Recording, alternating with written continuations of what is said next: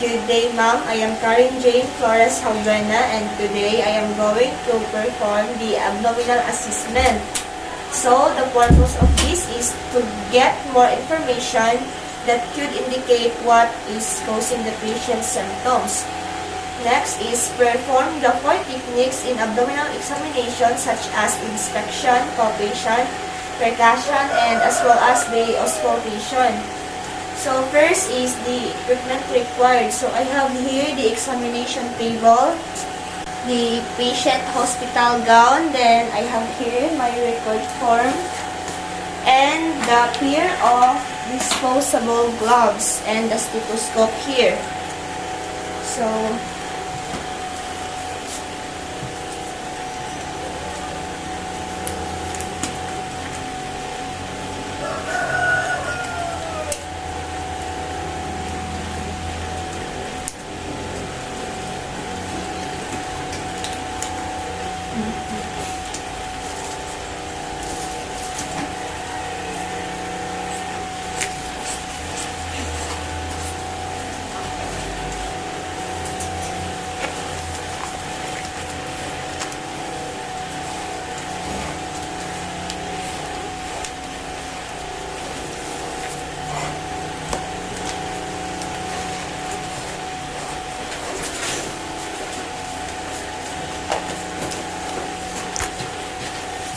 next is we have now the preparatory phase. So first is expose the abdomen to be visible fully to assess the abdomen properly. Then the client should be imply the bladder to prevent discomfort. Then keep the room warm. Then the stethoscope and face your hands must be warm to avoid chilling and tensing of muscles. Then,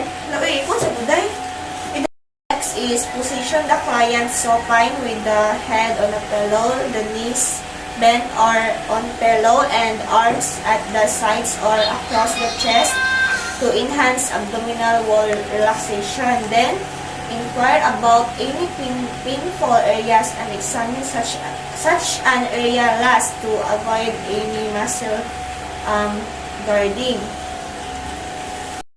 Okay, so ma'am, for our ma'am,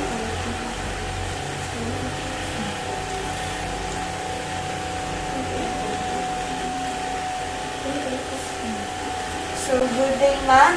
I am Karen Jane Flores Jalbuena, and I am your student nurse for today. So today, ma'am, we're going to assess your abdominal assessment. So is it okay to you, ma'am? So ma'am, do you have a history nga kanang sa inyo? So ma'am, nakatry na ba ka, ma'am, nga kanang naka-feel ka masakit imong abdomen, or kanang naba kay mga abnormalities nga na-feel, ma'am? Okay,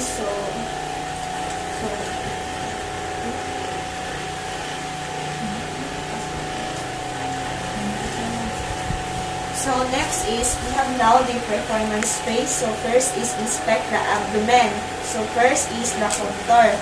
So stand on the client's right side and look down on the abdomen to assess for the position of the abdomen and note any abnormalities if present.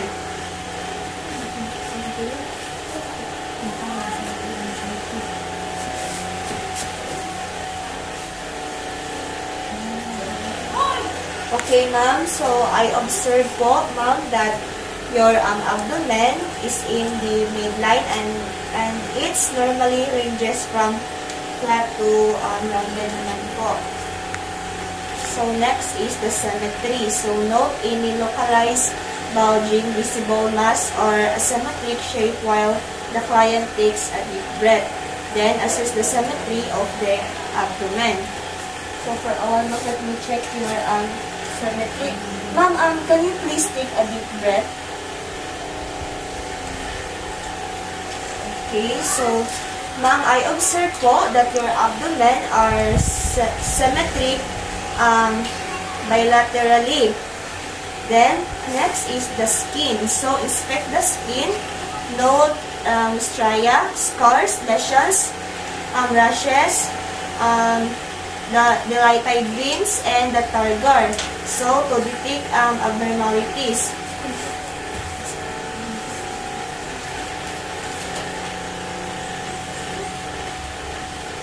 Okay, ma'am. So, I observe po that your skin is smooth and uneven, and there is no presence of scars and lesions and good targar. So, next is the umbilicus. So, first is observe its contour, location, inflammation, or bulges to assess for any discoloration and inflammation.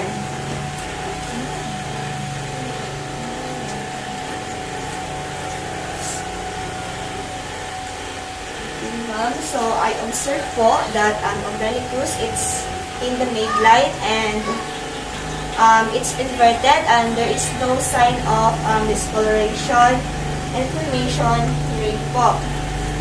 So, next is auscultate bowel sounds and vascular sounds.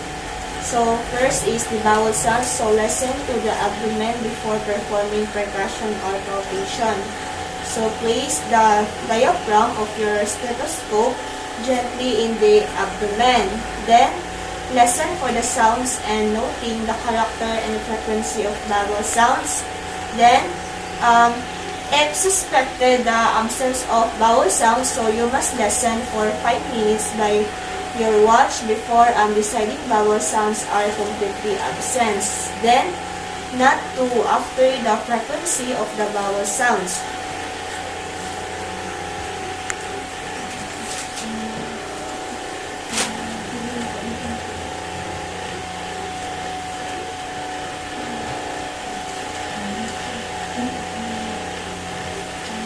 Okay, so, ma'am, I observe po that your bowel sounds of your abdomen is normal because it consists of clicks and gargles occurring at estimated frequency of 5 to 30 times per minute. Then next is the vascular sounds. So first, use the bell portion of the stethoscope, then listen to the abdomen, noting the presence of any vascular sounds or roots. Then using firmer pressure to check over the aorta, renal arteries, iliac, and femoral arteries, especially in person with hypertension. Then note location, pitch, and timing of a vascular sound.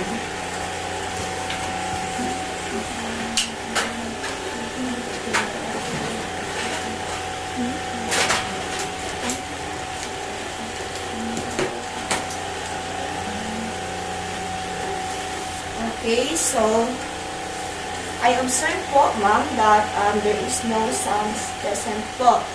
Then next is the percussion general tympani, liver, time, and splenic dullness. So first is percuss the abdomen lightly in all 4 quadrants to assess the distribution of tympani and dullness. Then note any large dull areas that might indicate an underlying mass or enlarged organ. Then the third is on each of side of protuberant abdomen, so not where abdominal tympani changes to the dullness of solid posterior structure. So the rationale here is to assess the amount and distribution gas in the abdomen and to identify possible masses that are solid or liquid filled, also to estimate the size of the liver and spine.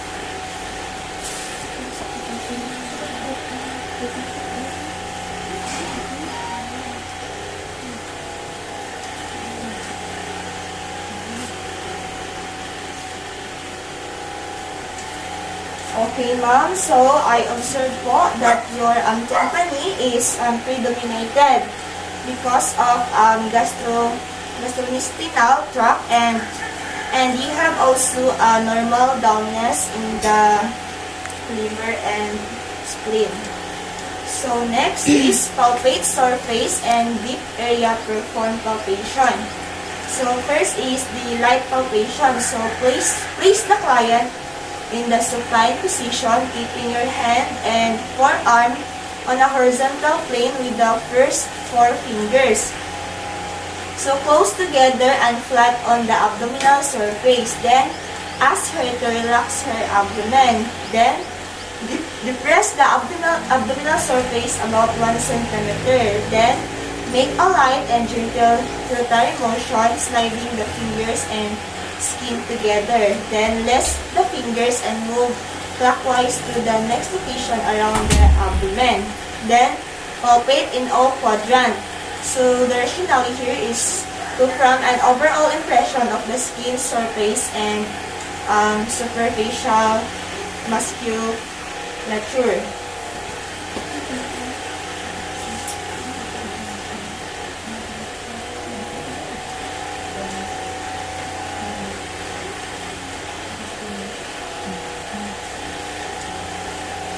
Okay, ma'am. So, I observe po that your abdominal there is no presence of tenderness and mass po. Then, next is the deep palpation. So, first is perform deep palpation using the same technique described earlier. That push down 5 to 8 cm to 2 to 3 inches. Then, second is moving clockwise, explore the entire abdomen. Then to overcome the resistance of a very large obese abdomen, use a bimanual technique. So the top hand does the pushing, then the bottom hand is released, can concentrate on the senses of palpation.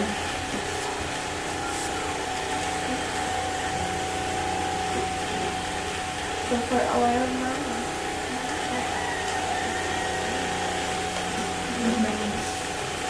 Okay, ma'am. So, I observe po that your abdomen, when I palpate, is normally palpable structure. Then, sigmoid process, normal liver age, right kidney, sigmoid colon, and for that it is mild tenderness when I palpate it, which is normal naman po, ma'am. Okay.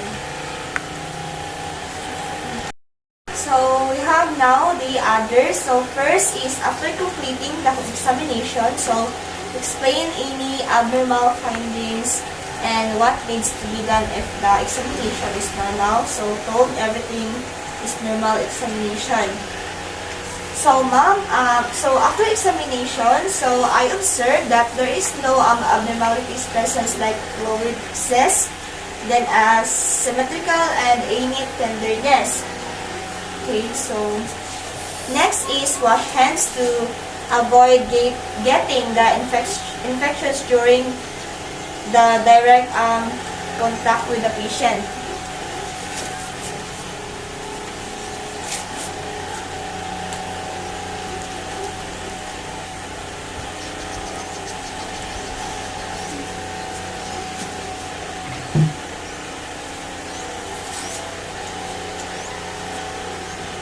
Then next is the document findings to be assessed by the attending physician.